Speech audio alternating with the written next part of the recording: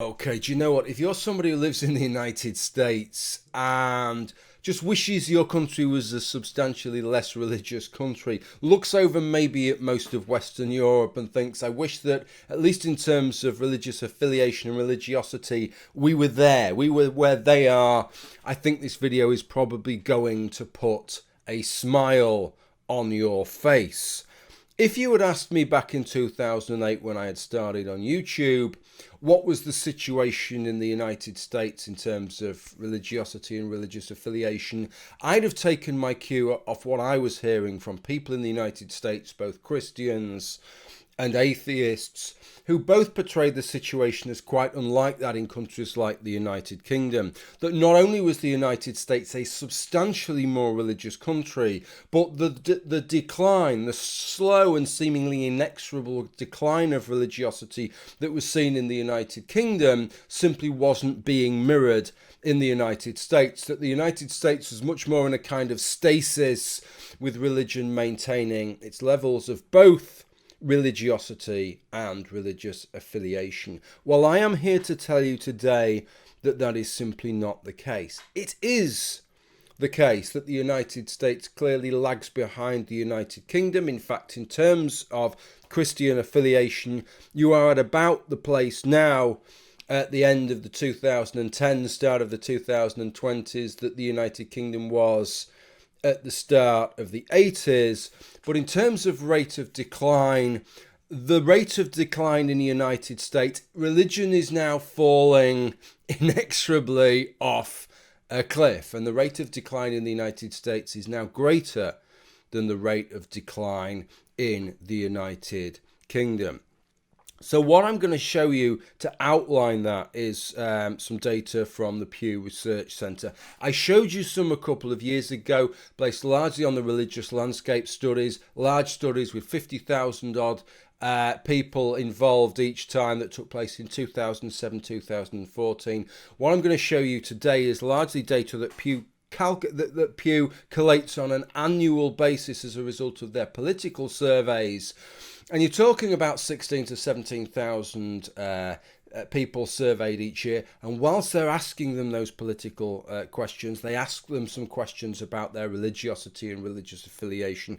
And so we have annual data from 2009 through to 2018/19. Okay, so that's what we're going to be looking at today. Let's get on with the study. And as usual with these things, it starts off with the kind of headline data showing the reduction in percentage of those who identify as Christian, the increase in percentage of those who identify as religiously unaffiliated, and then breaking that down into atheists, agnostics, nothing in particulars, Catholics and Protestants. This is what Pew had to say with regard to this. The religious landscape of the United States continues to change at a rapid clip. In Pew Research Centre telephone surveys conducted in 2018 and 19, 65% of American adults described themselves as Christian when asked about their religion, down 12 percentage points over the past decade. Meanwhile, the religiously unaffiliated share of the population, consisting of people who describe their religious identity as atheist, agnostic, or nothing in particular, now stands at 26%, up from 17% in 2009. Both Protestantism and Catholicism are experiencing losses of population share. Currently, 43% of US adults identify with Protestantism, down from 51% in 2009. And 1 in 5 adults, 20%, are Catholic, down from 23% in 2009. Meanwhile, all subsets of the religiously unaffiliated population, a group also known as religious nones, have seen their numbers swell. Self-described atheists now account for 4% of US adults, up modestly but significantly from 2% in 2009. Agnostics make up 5% of US adults, up from 3% a decade ago. Make no mistake about it, right? These are not trivial numbers. This is a huge rate of change here. You're talking about a rate of change that is over 1% a year, which is not something to view trivially. And I'll try and explain why. If you have a look at what has happened in the United Kingdom since 1983, when the British Social Attitude Survey started collating this data. What you have seen is a substantial change, a substantial fall off in religious affiliation. But what is interesting, if you do that and look at the individual cohorts, and here's the data from the 2010 British Social Attitudes Survey, whereupon it gives that data by cohort there. You can see as you look along the cohorts that effectively people's levels of religiosity is not changing much throughout their lives. Okay, so if you look at those individual cohorts, in the 36 to 45 cohort, it was 30, 32, 27, 31% as you went through the years this question was asked. 26 to 35, 24, 25, 21, 24, hardly shifting at all, sometimes shifting up a few percent, sometimes shifting down a few percent, but there is no obvious pattern, there is no obvious consistent loss of religiosity as time has gone on. What is accounting for the change then is a generational effect. This is a generational effect, not an age effect. And that's not always the case, right? If you look at politics, and something that you see in the UK, that's a big thing at the moment now, is people saying, well, look at how many younger people have voted Labour or voting left wing. Just wait until these older right wingers die off. But we know that politics has an age effect to it, that people tend to head more towards the right as they get older. That is a long established political truth, but that does not seem to be the case here. What has happened in the United Kingdom is simply the fact that each generation is substantially less religious and has less religious affiliation than the previous one,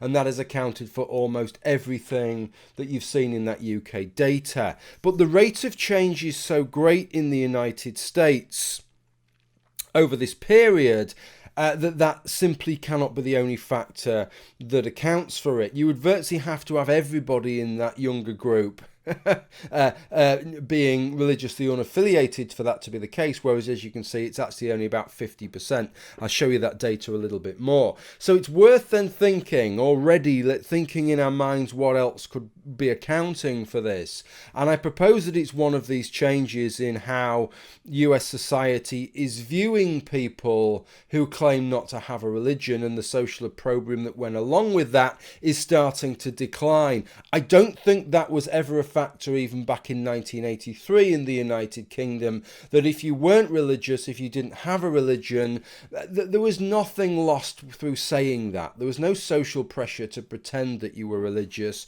whereas that has been a case in the United States, and that is one of the barriers that changes. And as you'll see the data later on in this study, what you will see is that although the younger generation is accounting for a big portion of this change, and the younger generations are less religious than the older generations, all the generations appear to be losing their religion to some extent. So I'll show you those tables a little bit later. So what we're talking about here, just to look at those stats then, is a 12% change in 9 to 10 years in terms of a loss of Christianity. If you compare that to the 2018 British Social Attitude Survey, that's a 12% over 10 years swing in the United Kingdom. In terms of religious unaffiliation, a 9% gain in the United States in 9 to 10 years. Again, if you compare that to the UK stats, that was a 9% gain in 10 years. So that's kind of interesting. Very, very similar figures in the US and the UK. Now, Pew don't have the data going back to 1983, which the British Social Attitude Survey does, but they do give us the data from the General Social Survey, which also asks about whether you affiliate to Christianity or to no religion, etc. And they do have data going back to the early 1980s. So using their figure for the early 1980s versus the late 2010s, that corresponds well with 1983 versus 2010. And I've tabulated the data here. And what you can see then, the first couple of columns compare the UK and the US over that period, so that 35-year period, 83 to 2018. And what you can see is there's been a 28% decline in the UK versus only an 18% decline in the US. And in terms of the gain of, in terms of those that subscribe to no religious affiliation, it's a 21% gain in the UK versus a 15% gain in the US. So what you can see is over that longer period, the UK has seen substantially more changes than the US. So I think you can maybe judge from that the UK is on a slightly different part of the curve, or the UK has been on that curve longer, and that the US is really starting to gather up steam. Indeed, in terms of loss of those who identify as Christians, there is as much of a decline in the past, in fact more of a decline in the past 10 years than there has been over the previous 25 years, if we're to compare those two bodies of data there. So it seems as if it's really gathering steam, and it's very, very much on an upward trend within the United States.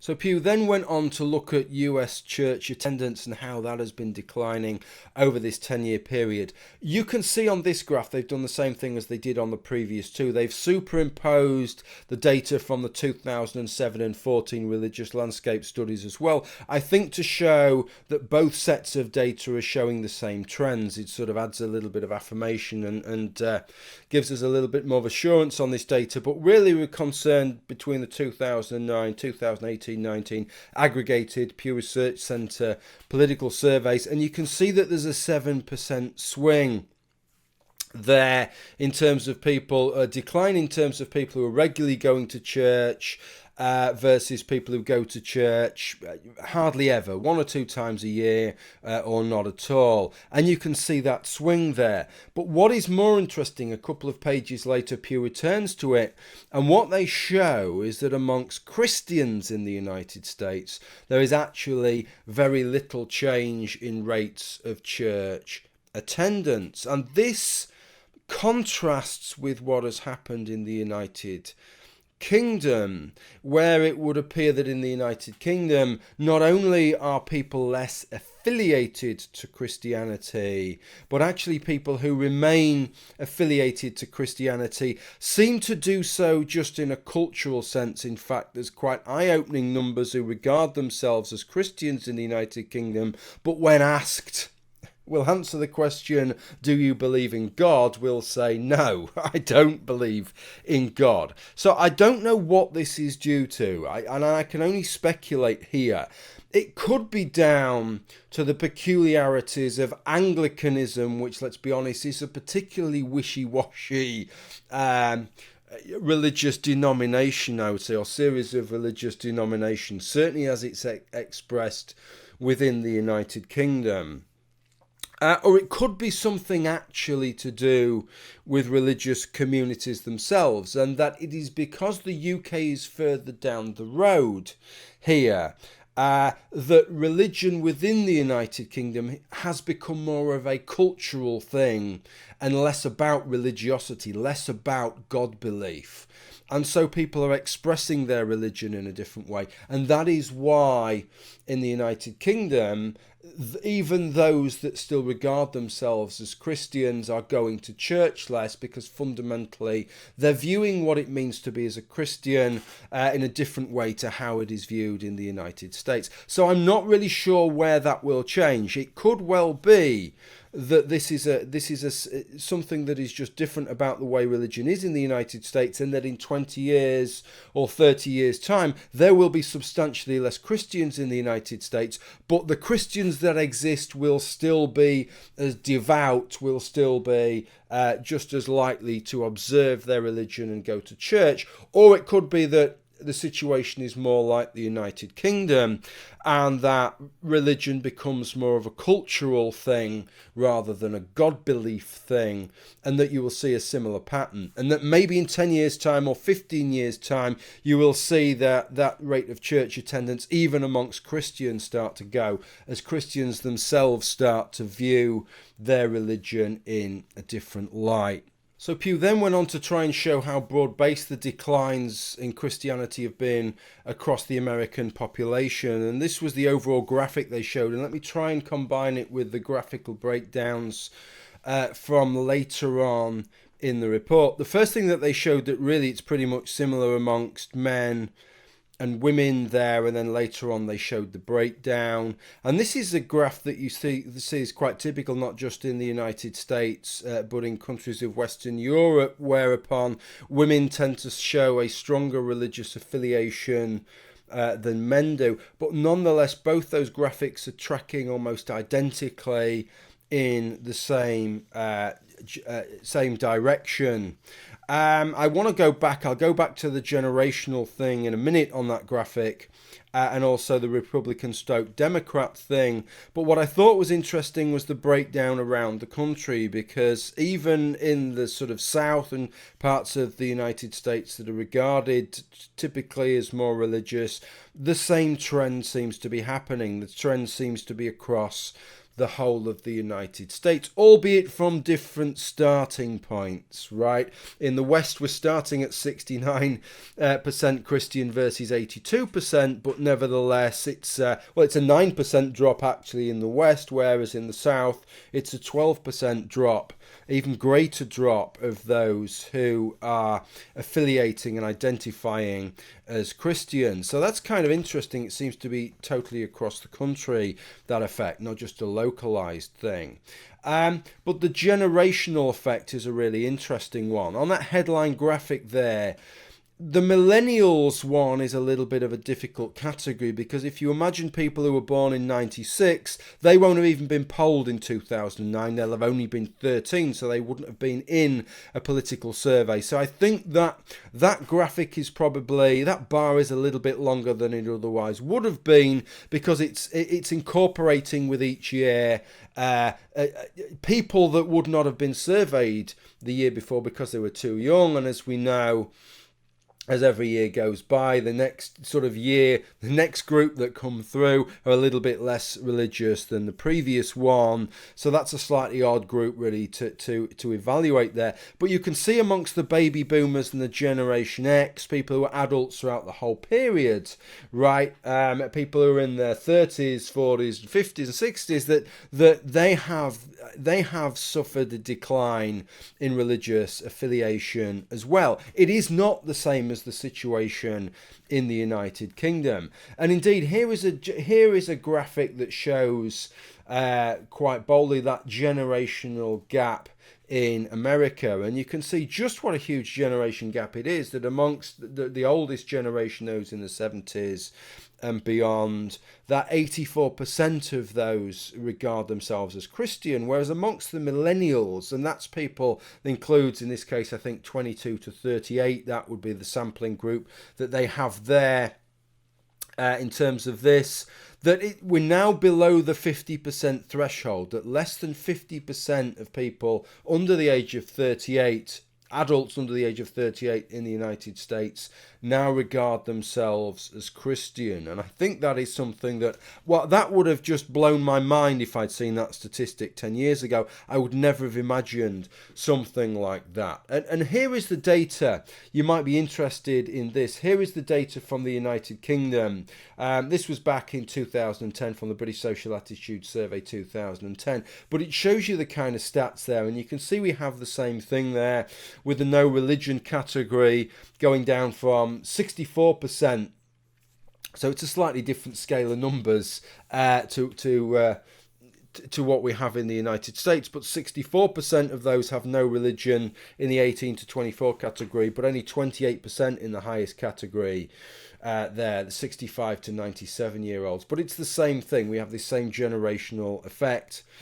The other thing that's interesting on this graphic with the United Kingdom, if I switch back to the United States, which you might find interesting, is that if you look at the party identification there, Conservative versus Labour, so that's the biggest right-wing party versus the biggest left-wing party, Conservative and Labour, you can see that the figures are almost exactly the same. No religion, the right-wing party 44%, the left-wing party 46%. Religious categories, what are we talking there? We're talking 54% for the Conservatives versus 52% for the Labour Party. And this is something that is really important to bear in mind if you are an American, is not to try and generalize the American experience that there is something inherently tying right-wing politics and religion together, and that atheism and irreligion and irreligiosity is somehow intrinsically linked to left-wing positions. That is a feature of American politics. It is not the experience around the globe, and it does not reflect something intrinsic in those positions, as you can see from those figures there. But something else then, to take that back to the position in the United States, I've got one more graph that I think is worth showing you here, and just giving you a little bit of discussion before we tie this up, which is just to show you that graphic for Republicans versus Democrats. And indeed, we knew this to begin with. Republicans in the United States are more religious than Democrats. In 2009, 86% of Republicans regarded themselves as Christians versus only 72% of Democrats. And what is interesting is that Republicans have kept their religion more than Democrats. They've only seen a 7% drop amongst Republicans versus a 17% drop amongst Democrats. Now, there could be a couple of effects here, I propose. This is just my speculation again. One is that some people who were Republicans perhaps lost their religious affiliation, and in doing so felt enabled to make some kind of political switch on the back of it, or at least don't regard themselves as leaning Republican anymore, okay, and regard themselves as sort of centrist, and wouldn't want to answer either way on that. That is a possibility. The other possibility is that it's simply, again, we go back to this kind of social opprobrium thing, and it's seen as more okay, it's seen as more acceptable amongst Democrats to declare yourself as not having a religious affiliation, whereas the Republicans, they're still at this very, very high level, as sort of over 80% level, where it's seen as something. There's some social cachet still to being regarded and associating yourself as Christian, and so it's falling slower. Now, if it is that final one, then we can make a prediction, which is that maybe over the next 20 or 30 years, that figure will increase its rate of change, because it will become more socially acceptable if you're Republican or lean Republican to not affiliate with Christianity, because it will become less of an exception. You'll start to go over the edge of that cliff that we've seen with these other things, right? The kind of going over the edge of the cliff, reaching that tipping point beyond which it becomes socially acceptable. Okay, so I think that ties up the material that I want to show you from that, and I really ought to give you some conclusions on this. And I'm prepared to nail my flag to the mast on this one. And I expect to be on YouTube making videos about this subject in another 10 years' time, maybe if I'm still alive, another 20 or 30 years' time, because I enjoy it. So you can hold me to what I say here. I'm at the point where I feel pretty certain that this is an inexorable process now.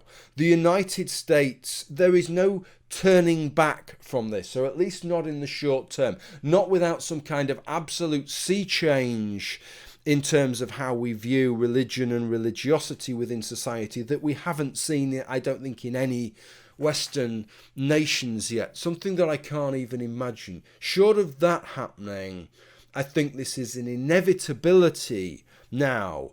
The decline in religiosity that we've seen throughout Western Europe is going to be mirrored in the United States. That this pace of change that we've seen in the last 10 years will sustain over the next 20 or 30 years. And I think that is largely as a result of two factors. One of them is that it seems to me that one of the things that religion relies upon to maintain high levels of religiosity within a society is really keeping people insulated from those other positions. That's not to say that religions cannot survive in the marketplace of ideas. There will always be people who are drawn towards religion, but to maintain a high level of religiosity, I think, requires some level of insularity. And as that insularity has fallen because of things like the internet and the ability for us to listen to people with different ideas, religion suffers every single time. And that you're seeing the results of that. You're seeing the results of people being able to challenge, having the tools and the wherewithal, being able to challenge the opinions and the beliefs of their parents and their local society. I think that's one of the factors, and I think the other factor is this removal of social opprobrium.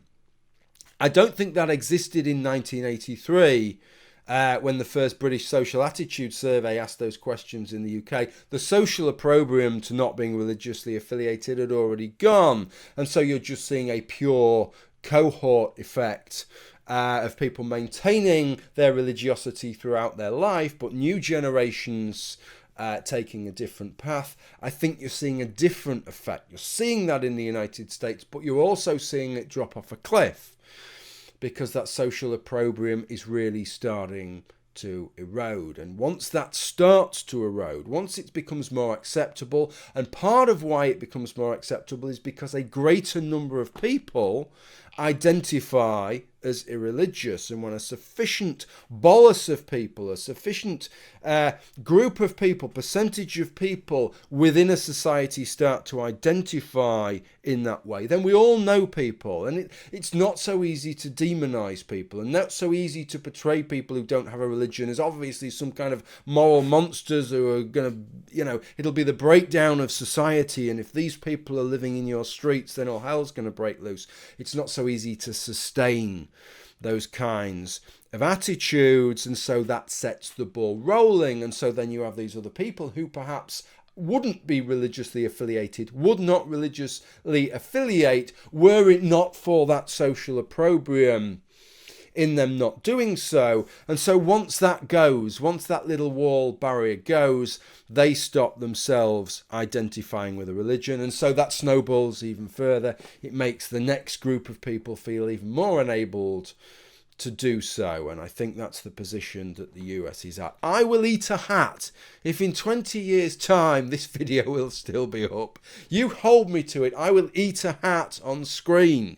Right, even in my late 60s, I will eat a hat on screen if these figures haven't shifted by, let's say in 20 years, another 16 or 17% at least, I would say. These figures are not going to be rolled back. If you are somebody who believes that a less religious society, where the social discourse we have is not infected by people making arguments based on faith and religious positions and religious text and dogma and things that you can't even argue against if you think that's a good thing, then these are a damn good set of statistics. I'm afraid if you don't think that, if you're somebody who sees the erosion of religion in society as the death of the society and the death of Western societies as we know them, then you have got a great deal to worry about, because I don't think there is anything that you can do that will reset the clock. Anything that is going to overcome this precipitous decline. The same decline is happening in the United States that is happening in Europe. If you look at the percentages, the USA is about at the place now in 2020 than the UK was in 1983. So if you want to look at where the US is going to be in 37 years' time, it's probably where the UK is right now. Okay, that's the end of my analysis. I hope you found that useful. Thank you for watching. If you enjoyed the video, subscribe. There's more videos about this kind of thing and lots of other things on my channel. If you enjoy my material generally and you'd like to support it, I'll leave you a link in the footnotes to my Patreon. Thank you for watching, and bye for now.